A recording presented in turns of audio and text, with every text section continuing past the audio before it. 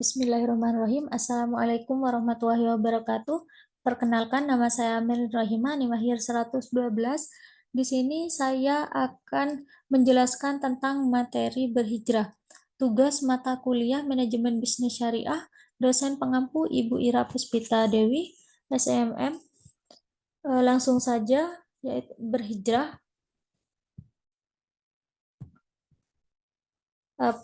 Dalam pembahasan yaitu ada 4 pembahasan. Yang pertama yaitu definisi berhijrah, yang kedua macam-macam berhijrah, yang ketiga manfaat dan tantangan berhijrah, yang terakhir ada kisah berhijrah.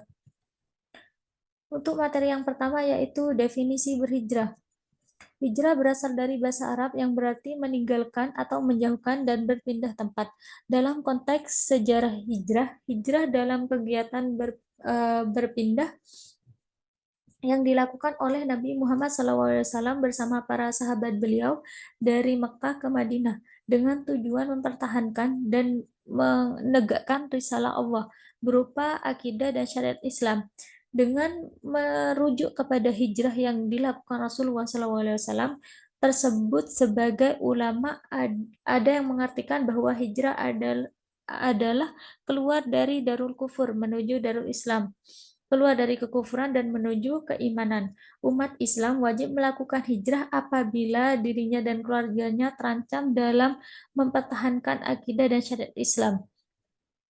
Perintah berhijrah terdapat dalam beberapa ayat Al-Quran, di antaranya ya, dalam surat Al-Baqarah ayat 218 yang berbunyi, sesungguhnya orang-orang yang beriman, orang-orang yang berhijrah dan berhijrah di jalan Allah, mereka itu mengharapkan rahmat Allah, dan Allah Maha Pengampun lagi Maha Penyayang.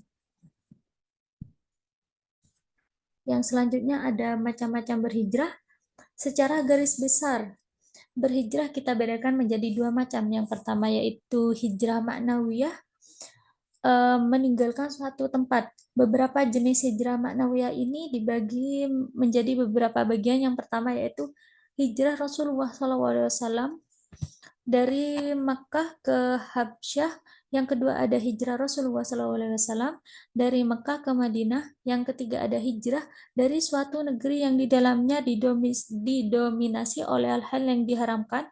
Yang keempat ada hijrah dari suatu negeri yang membahayakan kesehatan untuk menghindari penyakit menuju negeri yang aman. Yang selanjutnya ada hijrah dari suatu tempat karena gangguan terhadap harta benda. Yang terakhir ada hijrah dari suatu tempat karena menghindari tekanan fisik, seperti hijrah Nabi Ibrahim alaihissalam dan Musa alaihissalam ketika beliau khawatir akan gangguan kaumnya. Yang di macam-macam hijrah yang kedua yaitu hijrah maknawiyah. Hijrah maknawiyah ini dibedakan menjadi 4 bagian. Yang pertama hijrah i'tiqadiyah atau keyakinan. Hijrah i'tiqadiyah yaitu ketika seorang muslim mencoba meningkatkan keimanannya agar terhindar dari kemusyrikan. Yang kedua yaitu hijrah fikriyah atau pemikiran. Hijrah fikriyah itu meninggalkan segala bentuk pola pikir yang tidak sesuai dengan pola pikir yang Islami. Yang ketiga ada hijrah su'uriyah, cita cita rasa atau kesenangan, meninggalkan segala bentuk perasaan yang cenderung kepada hal-hal yang tidak benar. Jiwanya yang menjadi hidup atau peka terhadap kemaksiatan terus berlangsung. Yang terakhir ada hijrah sulukiyah, tingkah laku kepribadian. Hijrah sulukiyah ini yaitu meninggalkan segala bentuk tingkah laku yang bertentangan dengan ketentuan-ketentuan Allah Subhanahu wa taala. Yang selanjutnya yaitu ada manfaat dan tantangan berhijrah. Untuk manfaatnya, yang pertama yaitu hilangnya kesusahan.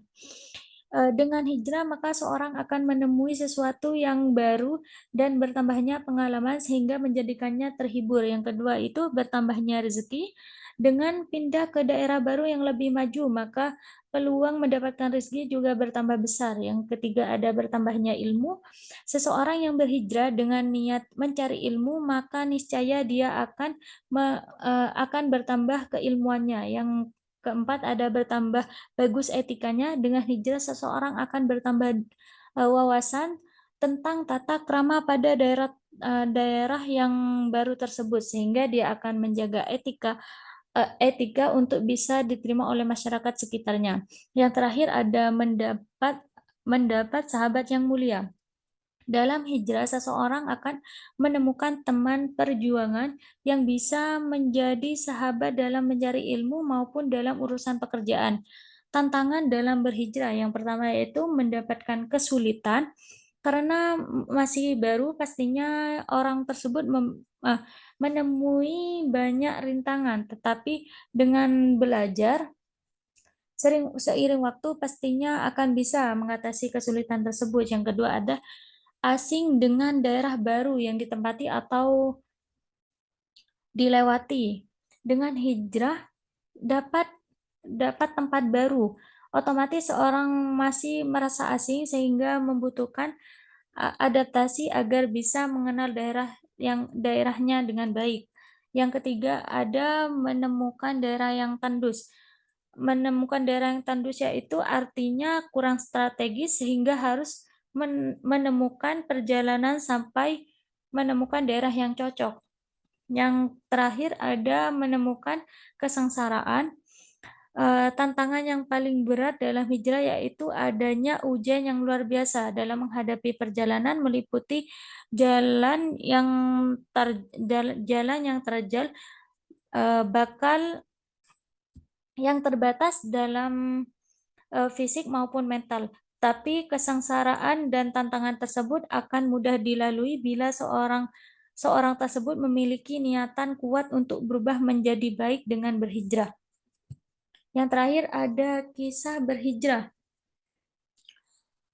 Setelah perjanjian Aqabah pertama, Islam telah menyebar luas di kota Mekah, yaitu di kota Madinah terdapat tujuh orang yang janji setia terhadap Nabi Muhammad SAW. Mereka berasal dari Madinah, yakni 5 orang dari suku Khairaj dan 2 orang berasal dari suku Aus. Banyak para penziarah yang dari kota Madinah ke Mekah, mereka ingin haji dan menemui Nabi Muhammad SAW dan mengajak beliau untuk pindah ke Madinah.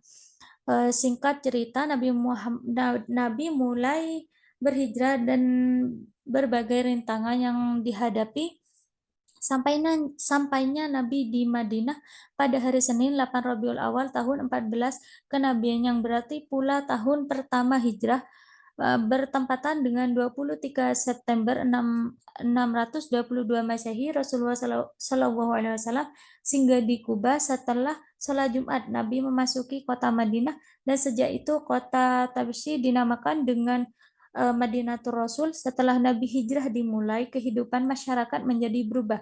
Beberapa asal masyarakat Islam yang telah diletakkan oleh Rasulullah antara lain yakni ikhak persaudaraan, al-musawwah persahabatan, at-taumuh toleransi, at-tasyawur musyawarah, al-adalah keadilan, at-tawun tolong menolong. Mungkin hanya itu saja presentasi yang saya sampaikan. Kurang lebihnya mohon maaf. Wassalamualaikum warahmatullahi wabarakatuh.